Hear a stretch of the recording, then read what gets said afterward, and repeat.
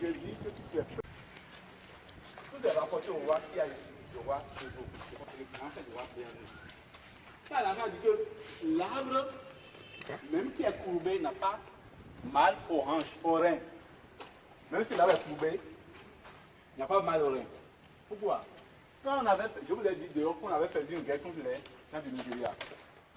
Et lui, il est rentré. Quand il a pris le pouvoir, le Nigeria avait toujours le pouvoir sur le Dahomey. Et tous les peuples, il y a beaucoup de peuples du Dahomey qui défendaient du Nigeria, les Nabou. Kétou, Koubé, ça. Une prêtresse dans le pays Adja. Et de cette union est né un enfant qu'on appelle Adjabouto. Et c'est ce qui a donné notre origine tous. C'est ce qu'on aurait dit. Et c'est cette panthère, la panthère qu'on a, le léopard qu'on a présenté ici. Et l'enfant qui était né là était un panthère ou bien un homme? C'est un homme. C'est ce qu'on nous a dit. Hein? Moi, je ne veux pas à cette époque-là. Ici, c'est la jade fouée. Pourquoi cette jade c'est important? Aujourd'hui, dans l'Assemblée nationale du Bénin, il y a ce symbole. Et dans certains pays d'Afrique, ça devient le symbole de l'unité du Bénin et de certains pays d'Afrique. Et c'est le roi Guézo qui a inventé ça. Comment?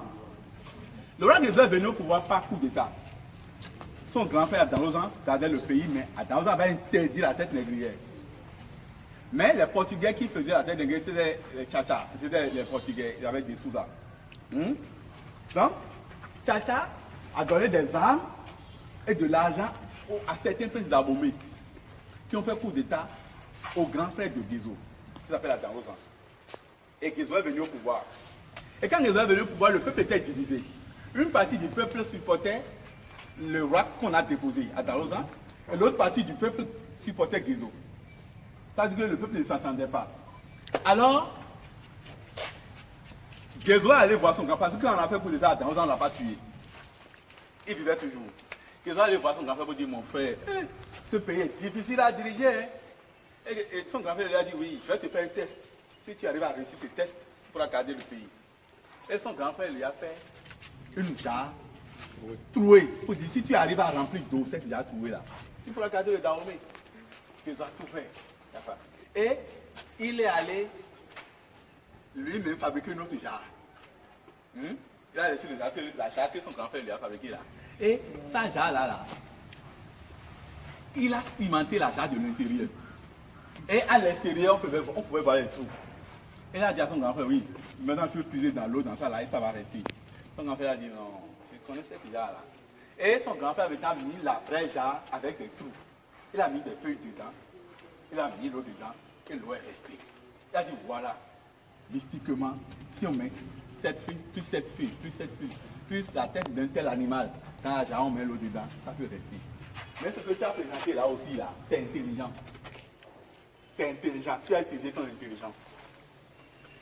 Et il était venu, il a dit, maintenant ton successeur là, on va lui faire le vrai test.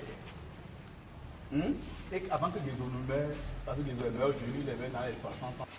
Wemasimli Bagéa, Wemasimli Bagéa, le poisson qui n'a pas peur de l'hameçon, va se trouver très vite sur la berge.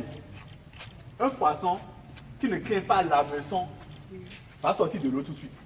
Donc, quand tu es poisson, quand tu vois l'hameçon, à mon méléon, à l'orange, quand tu vois le poisson, tu vois la maison là, tu dois fuir. Si tu t'approches de la maison, tu risques de sortir. Qu'est-ce que ça veut dire? Guézo a dit oui, d'accord, j'ai fini avec les gens du Nigeria déjà. Si vous les ennemis d'Abomey, vous ne faites pas attention, c'est comme ça que vous pêchez de votre royaume. Vos rois seront pêchés par moi. Hein? C'est-à-dire, quand j'ai fini avec le Nigeria maintenant là, j'attends les quelques ennemis qui restent. Si mes ennemis ne font pas attention là, je vais les pêcher comme un pêcheur pêche le poisson. Et il va les sortir de son royaume comme on sort le poisson de l'eau. Je vais le trouver dans son plat. Et tu vas le trouver dans mon plat. Voilà. À tout fils du pays, devenu sous l'arbre du Dahomey. On dit, je cherche l'expression en fond que vous allez comprendre. Vous n'allez pas comprendre, mais que vous allez dire.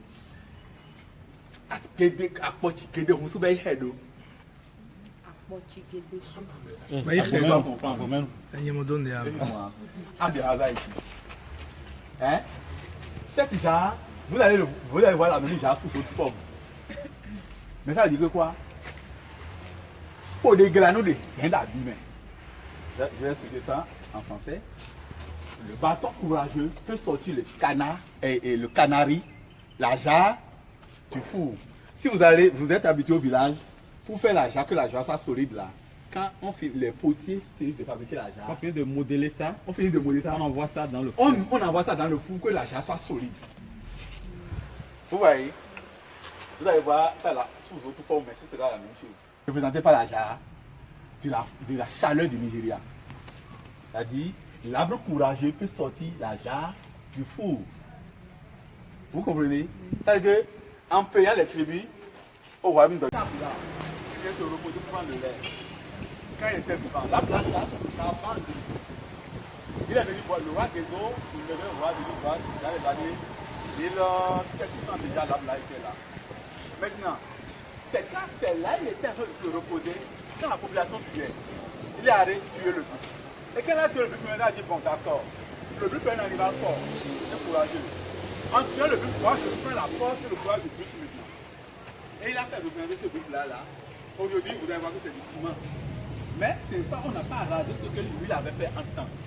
C'est pour que la pluie n'enlève pas toute chose qu'on a protégé ça là, pas le ciment, pour ça pas bien. À l'intérieur, il a fait ce bœuf là avec des ingrédients. Les ingrédients africains, mais magiques toujours. Parce que l'Africain aime un peu le mystique. Il y a des hommes parmi nous qui veulent renforcer leur virilité ou bien se rendre encore plus viril, vous touchez la corde de ce bœuf, vous êtes davantage plus viril. Si vous êtes une femme, et vous touchez au corps du bœuf, vous êtes plus désiré, pas beaucoup d'hommes.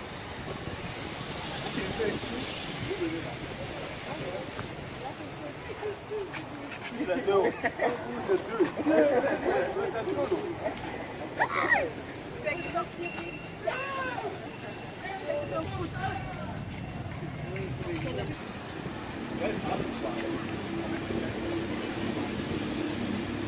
En revenant, elle doit faire des vœux. Elle doit dire au roi qu'en allant à la guerre, elle va revenir avec la victoire. Elle doit même promettre le nombre d'ennemis qu'elle doit tuer. L'incarnat de la colère.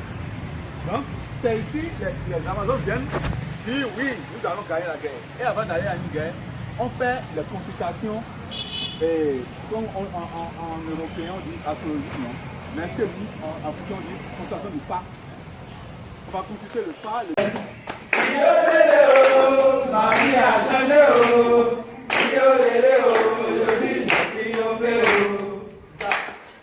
ça, solo.